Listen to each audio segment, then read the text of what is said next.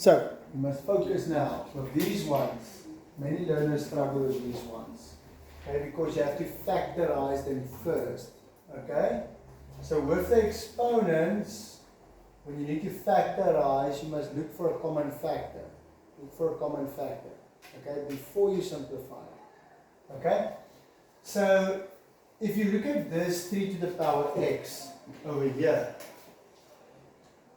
and you look at this 3 to the power x over there, and you look at this 3 to the power x, you can see there's a common factor, right? Yes. See, there's a 3 to the power x everywhere that you can take out.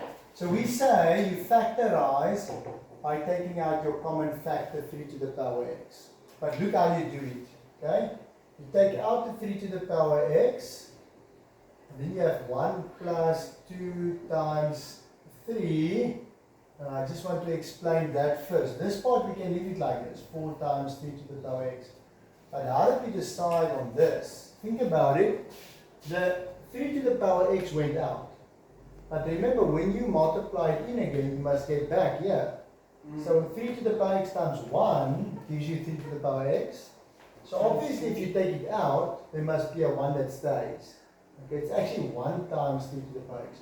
You take it out, you leave the 1 there, so that when you multiply it in again, you get this. Or you can say, when you take out a common factor, you must divide. So what's 3 to the power x divided by 3 to the power x? It's 1. What about here? When I take 3 to the power x out, what happens to that plus 1? It can't hang there in the air. It's actually 3 to the power x times 3 to the power 1. Think about it. 3 to the power x plus 1. Okay, 3 to the power x plus 1 is actually 3 to the power x times 3 to the power 1. That's what it is, okay? So when you take the 3 to the power x out, there's still a 3 to the power 1 that stays there. And the 2 also stays there. You see, that's those two. The 2 times 3 to the power 1. They stay inside. I just took the 3 to the power x out. But I leave the 2 times 3. I leave it in the bracket. Okay, think when I multiply this in again, 3 to the power x times 3 gives me 3 to the power x plus 1. And then the 2 is also still there. 2 times 3. So you take it out, and that's what stays inside the bracket. Okay, let me just finish quickly. So now, after you took out the common factor, 3 to the power x, you can say now they can cancel out. That one and that one can cancel out. Okay, because you're dividing something by itself. So what do we have left here? 1 plus 2 times 3, 6. 1 plus 6, 7. 7 over 4. So we're just left with 7 over 4. Does it make sense? Yes. Okay.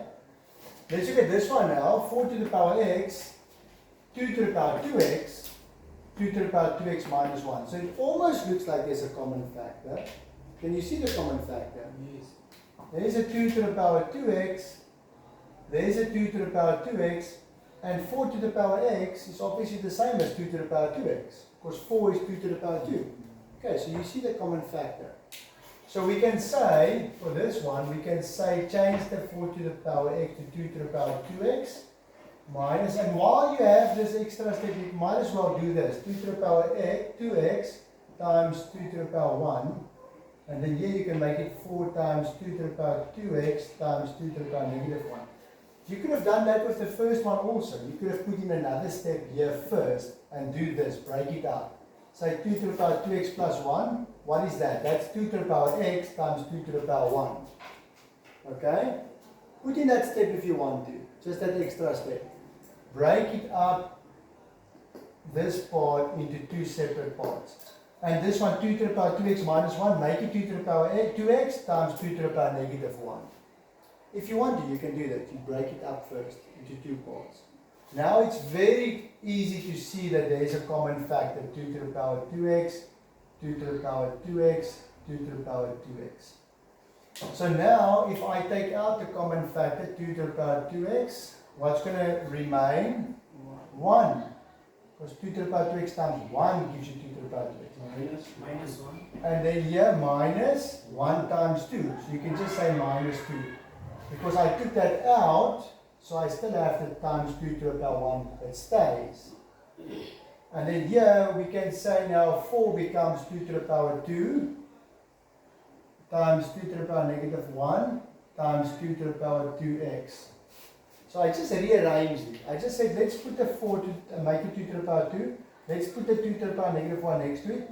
And let's put this one here. It really doesn't matter how you arrange it. In the end, you must just see that those two will cancel out. So we're left with 1 minus 2, negative 1 at the top. And at the bottom we got 2 to the power 2 times 2 to the power negative 1. So 2 minus 1 is 1. So you're just left with 2. That's all that stays there. So the answer is negative 5. Okay, so just have a look at those.